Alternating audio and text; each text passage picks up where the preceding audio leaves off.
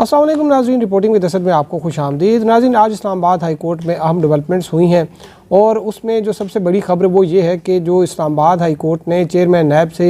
ये जवाब तलब कर लिया है कि एक दरख्वास्त जिसमें ये इल्ज़ाम लगाया गया था साबिक़ सदर पर कि उन्होंने फ़ौज में करप्शन जो है मुतारिफ़ कराई और हज़ारों एकड़ अराज़ी जो है वो सीनियर फ़ौजी अफसरान में जो है वो तकसीम की ताकि उनकी हमायत जो है वो ली जा सके और वो अपने जो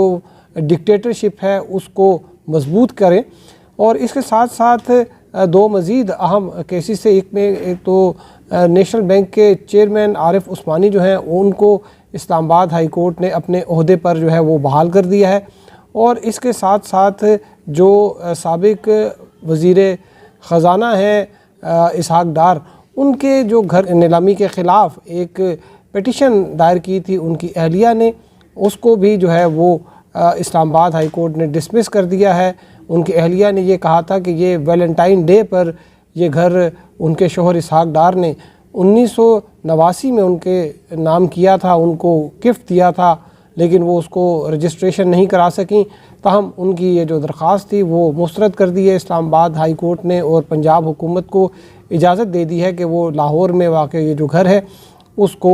नीलाम कर सके। और इस जो ये तीनों केसेस हैं इनकी हम आपको तफसीलात बताते हैं, लेकिन अभी तक अगर आपने ये channel reporting with Asad subscribe नहीं किया तो चैनल ज़रूर सब्सक्राइब कीजिए। तो नाज़रीन, जो सबसे जो बड़ी ख़बर है वो ये है कि जो साबिक़ मिलिट्री डिक्टेटर,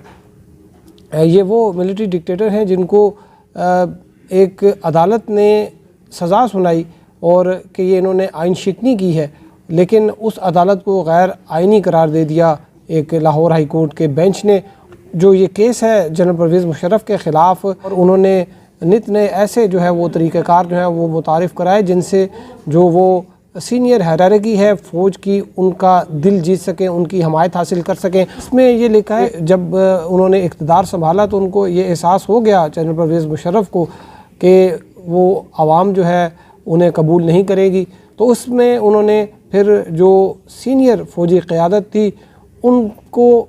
प्लॉट्स के ज़रिए और उनको जो दीगर जो है वो इस तरह के फ़ाइनेंशियल बेनिफिट्स देकर जो है वो उनको अपने साथ उनकी हमायत जो है वो उन्होंने ली। और इसमें ये लिखा है कि ये जो ज़मीन थी जो कि उस वक्त सीनियर फ़ौजी अफसरान को दी गई, जिनमें ज़्यादातर जनरल लेवल के अफसर थे, ये वो ज़मीन थी जो कि दिफाई मकासद के लिए थी और ये शहदा और उनकी फैमिलीज़ जो हैं उनके लिए ये वक्फ़ थी, उनको ये दी जानी थी, लेकिन ये जो है ये सीनियर अफसरान को दे दी गई। इसमें ये लिखा है कि जो एक कराची कैंट का एक उन्होंने ज़िक्र किया है कि वहाँ पर 2125 एकड़ ज़मीन जो है वो तकसीम की गई। इसके साथ साथ जो दीगर कैंटोनमेंट्स हैं उनमें तकरीबन 4000 एकड़ जो है वो ज़मीन जो है वो दी गई और ये फिर इसमें DHAs जो है वो भी बनाए गए। फिर जो उस वक्त जो सीनियर अफसरान थे उनको नवाजा गया। इसके साथ साथ एक और जो इसमें बड़ी एक चीज़ लिखी है वो ये है कि एक 18 एकड़ ज़मीन जो कि एक प्राइम लैंड थी और यहाँ पर क्रिकेट स्टेडियम जो है वो बनना था क्लिफ्टन कराची में, और ये ज़मीन जो थी ये पाकिस्तान स्पोर्ट्स बोर्ड के नाम पे थी। इसमें इस ज़मीन में उन्होंने एक अफसरान को नवाजने के लिए एक हाउसिंग स्कीम का प्लान बनाया, लेकिन उस वक्त ये जो पाकिस्तान स्पोर्ट्स बोर्ड था ये कस्टोडियन था और अगर पाकिस्तान स्पोर्ट्स बोर्ड इसको सरेंडर ना करता तो यहाँ पर जो है वो रिहायशी प्लॉट्स डेवलप नहीं हो सकते थे। जनरल तोकीर ज़िया जो हैं उनको यहाँ पर लाया गया और फिर उनकी मंजूरी के बाद यहाँ पर एक ऐसी स्कीम जो है वो बनाएगी जिसमें उस वक्त जो भी सीनियर आर्मी के जो अफसरान थे, जिनमें ज़्यादातर जनरल्स थे, फिर उसमें MI और ISI के जो उस वक्त के जो सरबराहान थे, उनको यहाँ पर जो है वो प्लॉट्स दिए गए। ये 18 एकड़ जो ज़मीन है ये पाकिस्तान स्पोर्ट्स बोर्ड की जो है मलकियत थी। फिर इसके साथ साथ एक और जो है वो इसमें चीज़ सामने लाई गई है, वो ये है कि जो 72 एकड़ एक ज़मीन थी जो कि गन एंड कंट्री क्लब को दी गई। उस वक्त जो एक जो कि अभी भी हैं लेफ्टिनेंट जनरल आरिफ हसन, अभी तो रिटायर हो गए हैं, उस वक्त ये जो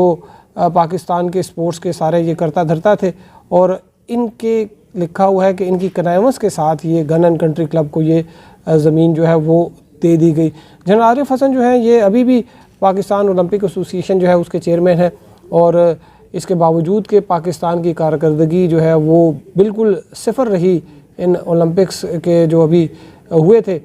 लेकिन इनको जब कहा गया कि आप अपना ओहदा छोड़ें तो उन्होंने कहा कि मैं नहीं छोड़ूंगा। ये जनरल मुशर्रफ जो है इनको लगा गए थे और इनको अब हटाना जो है वो किसी के बस की बात नहीं है। और इसके साथ वो जो दूसरा केस था जिसमें नेशनल बैंक के जो प्रेसिडेंट हैं आरिफ उस्मानी, उसमें इस्लामाबाद हाई कोर्ट के सिंगल मेंबर बेंच ने जो है वो उनकी अपॉइंटमेंट जो है वो उसको कलअदम करार दे दिया था, उनको ओहदे से हटा दिया था। और इसमें जो उनकी जो एजुकेशनल क्वालिफ़िकेशन है और जो उनकी जो एक्सपीरियंस है, ये कहा गया था कि ये रेलेवेंट नहीं है और उनको ओहदे से हटाया गया। ताहम इस जो फैसले को जो है वो चैलेंज किया गया एक इंट्रा कोर्ट अपील के ज़रिए, और डिवीज़न बेंच है इस्लामाबाद हाई कोर्ट का जिसको चीफ जस्टिस की सरबराही में वो डिवीज़न बेंच इस केस को सुन रहा था। आज इसका जो है वो मुख्तसर फ़ैसला जो है वो इस्लामाबाद हाई कोर्ट ने सुना दिया है और ये केस जो है इसको जो है वो इसका निपटा दिया गया है, डिसाइड कर दिया गया है। और जो अपील थी जो आरिफ उस्मानी साहब ने की थी उसको मंजूर कर लिया गया और आरिफ उस्मानी साहब ने उनको दोबारा ओहदे पर बहाल कर दिया गया है। जो तीसरा केस था वो जो इसहाक डार जो है साबिक वज़ीर ख़जाना है और सेनेटर भी हैं, लेकिन अभी तक उन्होंने हल्फ नहीं उठाया, उनके जो गुलबर्ग 3 में वाक़या घर है उसकी नीलामी के हवाले से है। ये पहले अकाउंटेबिलिटी कोर्ट में जो है इस केस को जो है वो वहाँ पर जो इसहाक डार की अहलिया है तबस्सुम इसहाक डार, वहाँ पर उनको रिलीफ नहीं मिला और यही जो उनका अभी ग्राउंड था कि ये एक जो है वो उनको गिफ्ट किया गया था, हक महर में जो है ये दे दिया गया और ये वैलेंटाइन डे पर जो है उनको गिफ्ट किया गया। 14 फरवरी 1989 में जो है ये उन्होंने ये कहा कि इसहाक डार ने उनको ये घर गिफ्ट कर दिया था। इसहाक डार साहब की बहुत सी प्रॉपर्टीज़ हैं जो कि जब वो एब्सकॉन्ड किया था उन्होंने फरवरी 2018 में, उनके ख़िलाफ़ जो एक रेफरेंस था जो वो ये वही रेफरेंस है जो कि सुप्रीम कोर्ट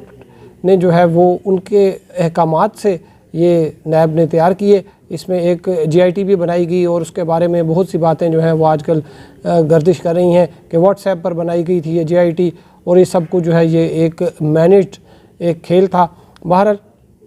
ये एहतसाब अदालत ने जो है ये तबस्सुम इसहाक डार की पहले जो है वो दरख्वास्त मुस्तरद की थी और आज इस्लामाबाद हाई कोर्ट के जो 2 रुकनी बेंच था, डिवीज़न बेंच, जिसको जस्टिस मोहसिन अख्तर कियानी और जस्टिस समन रफ़त इम्तियाज़ जो है वो उन्होंने इस पर जो है वो अपना फ़ैसला महफूज किया था। आज जो है वो मुख्तसर आर्डर के ज़रिए ये जो अपील थी उसको मुस्तरद कर दिया गया है और अब सुप्रीम कोर्ट एक ऑप्शन है उनके पास। लेकिन इसके साथ साथ इसी से जो एक मिलता जुलता एक केस है वो लाहौर हाई कोर्ट में भी ये मामला जो है ये आया था और उस वक्त जो पंजाब गवर्नमेंट थी वो इसहाक डार के जो रिहाइशगाह है उसको पनाहगाह के तौर पर इस्तेमाल करना चाहती थी, लेकिन उस प्रॉपर्टी पे जो है वो फिर स्टे ले लिया गया था। वो स्टे जो है वो अभी भी चल रहा है। अभी देखना ये है कि ये इस ऑर्डर आने के बाद वो जो लाहौर हाई कोर्ट का स्टे है क्या उसके बावजूद इस प्रॉपर्टी की नीलामी होगी या नहीं होगी। आपको मज़ीद अपडेट करेंगे। अब तक के लिए इतना ही। हमारे साथ रहने का शुक्रिया। अल्लाह हाफ़िज़।